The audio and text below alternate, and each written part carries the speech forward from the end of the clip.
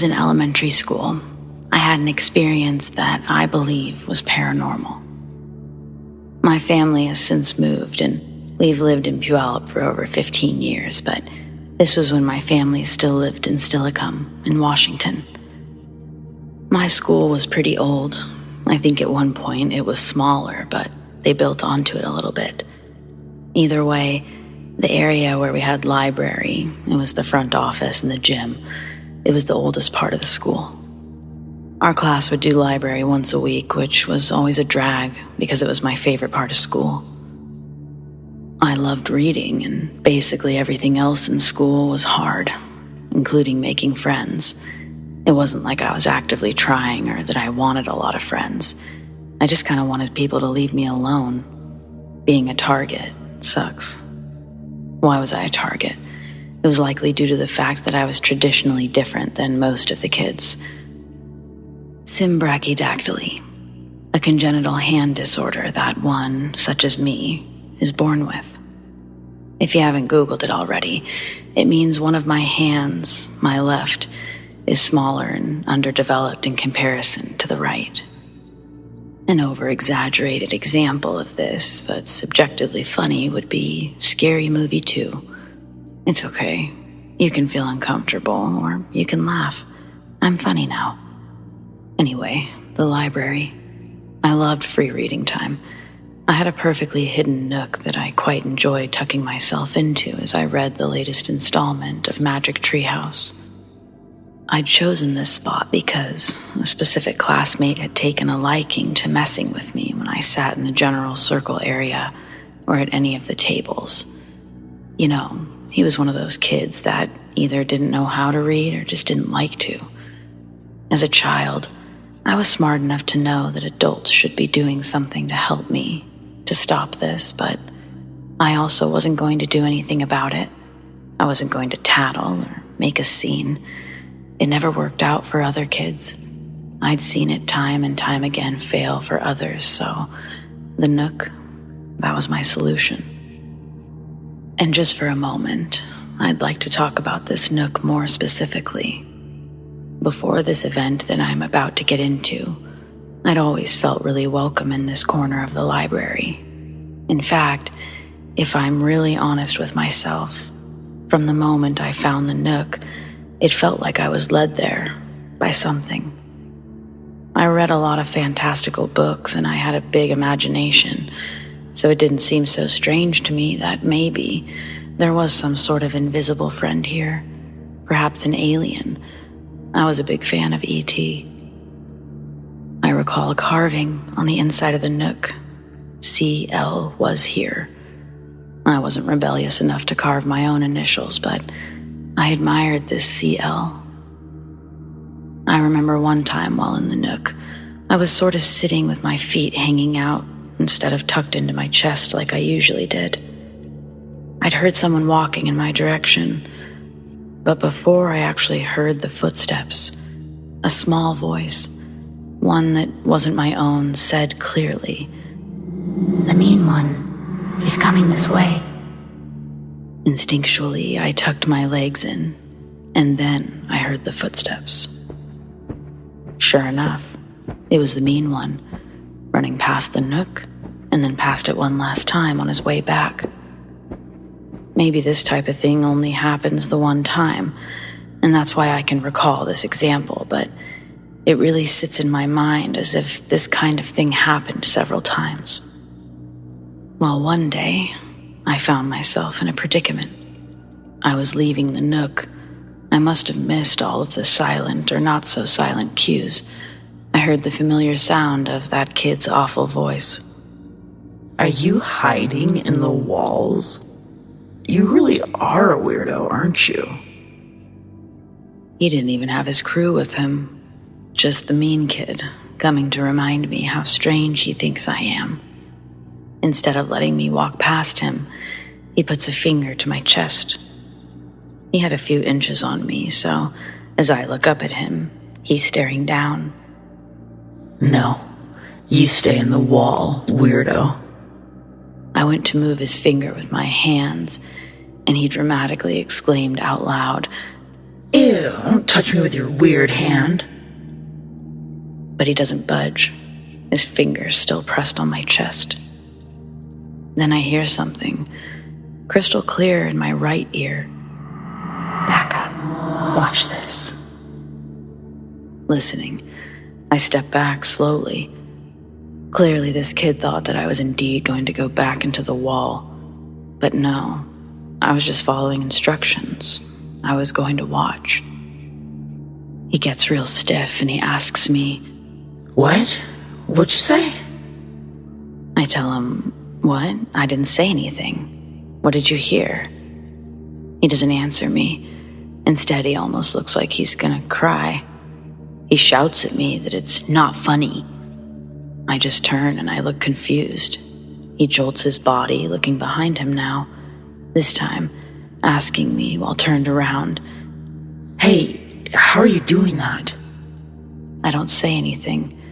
I truly don't know what's happening, but I have to assume that this is what I was to watch for. He looks back at me. He's angry, or is he scared? He's about to say something when I watch as a book is pushed from the shelf and onto his head. He's shocked because he knows that I didn't do it. Then, another book, and another. 3 different books pushed from the shelf and onto this kid. I almost laugh, but I hold my tongue and I cover my mouth. If he was angry before, he was absolutely terrified now. Without a word, he starts to well up in tears, taking off in the opposite direction. After just a few moments, I slowly pick up the books and I start putting them back on the shelf, whispering a sort of thank you before walking off. Honestly, it worked. I wasn't bothered the rest of the year, and the next year was middle school, a whole different ballgame. I do wish that I could have spoken to that kid afterwards, but in some sort of weird role reversal, he was now afraid of me. So even though I'll never know exactly what was said to the kid, I'll always be grateful for the spirit that resided in that library. I have to assume that's what it was anyway. Perhaps it was the infamous CL from the Nook, or an old librarian. I don't know. All I know is it wasn't something that followed me, because I've never felt or seen anything like it since.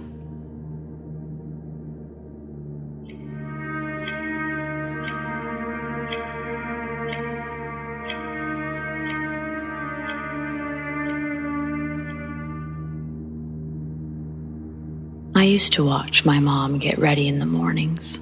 I would sit behind her on the bed, and I'd watch her put on her makeup, take the curlers out of her hair, smiling at me through the mirror. But my favorite part was at the very end. It's when she would let me get a tiny spritz of her perfume. I'd stand next to her, close my eyes, and I'd feel a tiny mist of cold perfume touch my shoulders or arms. I did this for as long as I could remember. Maybe when I was finally doing makeup on my own, I stopped, but I would sneak into her room and use a spritz of her perfume. I lost my mom in 1994 when I was just 16. That's a horrible time for a girl to lose her mother, people would say. But honestly, I couldn't think of a good time to lose your mother, so I wasn't sure what those people knew anyway. For several years after my mom passed away, I would talk to her. To be honest, I never felt like she was with me. I never felt that thing that others feel. That feeling that someone is with you, watching over you. I thought, that's just bullshit they tell you because no one knows how to deal with the idea of someone being dead. People can't deal with death. So, I stuck with that for a very long time. I think in some ways it helped me cope. In other ways, I felt entirely alone. Like when I was 18, I just bought my first car, bought it on my own type of deal. The car that I'd been driving was my mom's, and right when I got into my new car, I watched as they moved her old car somewhere else on the lot, and I just lost it, bawled my eyes out. I know it's strange, but half of me was expecting her to just show up, that her ghost would just be there and comfort me. Of course, that didn't happen, and it felt like for a long time I didn't cry. And then I gave birth to my daughter. I cried before, during, after. These were different kind of cries, though. These were the happy kind. Still, I sort of always took inventory of big moments in my life to just see, And no, I never felt my mom's spirit or whatever. And then somewhere along the way, I just stopped taking inventory, and I sort of let it go, I guess. My daughter got married in 2019. The wedding, or leading up to it, was so emotional. My dad was sick. I thought about my mom constantly. Even the vendors started falling through. Problems left and right. I think the icing on the cake, the thing that broke my heart for my daughter, the wedding venue ended up flooding 4 weeks before the wedding. At that point, it felt like, of course it did. Well, this mishap or divine intervention, depends how you look at it, it brought us to a place that I'd never even thought about before. Not for my daughter's wedding. A place I'd been to 1,000,000 times over. My grandparents' farm, which was now owned by my uncle and his wife. My daughter had always wanted something indoors, so I was relieved when she was actually ecstatic about having the wedding there. It meant moving the wedding 1 state over, smaller guest lists, but it was beautiful. I just felt joy that my daughter felt joy. The night before the wedding, I was laying all of her things out, sitting in front of a vanity in the guest room. I was just looking at myself, at the mirror, at the room. It was my grandma and grandpa's old bedroom. Well, really, it was my grandma's. They definitely each had their own separate sleeping quarters. They were very old school like that. Sitting there, I felt nostalgia rush through my body, my mind. I felt emotional but calm. I didn't cry, but I felt like I could. I was so nervous, but I was so happy. I closed my eyes and I just sort of sat there. I thought it would be my daughter I'd envisioned, dolled up in her dress, her future husband in awe as she waltzed down the aisle. But as my eyes stayed closed, it was my mom I saw. It was me watching her get ready, her smiling. She was just getting to our favorite part, and that's when I smelled that most amazing smell, her perfume. I'd brought it because I wanted to wear it on my daughter's big day, a piece of her grandmother she never knew, More than smell the perfume, I felt the perfume. It was a light dust to my shoulders, as it always was. I immediately opened my eyes, and I see nothing, but I felt it. Whatever I was searching for, that I'd stopped searching for, it was more. It was subtle, yet intense. Like that buzz that a TV gives off when it looks like it's off, but you just know it's not. You can hear it or feel it. My mom, or her energy, it was definitely in this room. For just a moment, the air, it felt like love. It was cold and warm at the same time. The little lamp next to me flickered ever so slightly, and whether I imagined it or I heard it, my name filled my ears, and it was unmistakably my mom's voice. I haven't a clue what it means about how things work. I don't have answers or anything like that, but I do understand deep in my soul what people mean when they say they could just feel something. That's real. You can't force that. I had tried to for years and it just didn't work, you know? After the wedding, I was helping clean up and put things away. My uncle's wife and I are talking, and I bring up my experience, wanting to get her take on the whole thing. She tells me that the whole house often smells like fresh lilacs, usually spring, early summer. My grandmother used to grow lilac trees right outside the windows for this exact effect.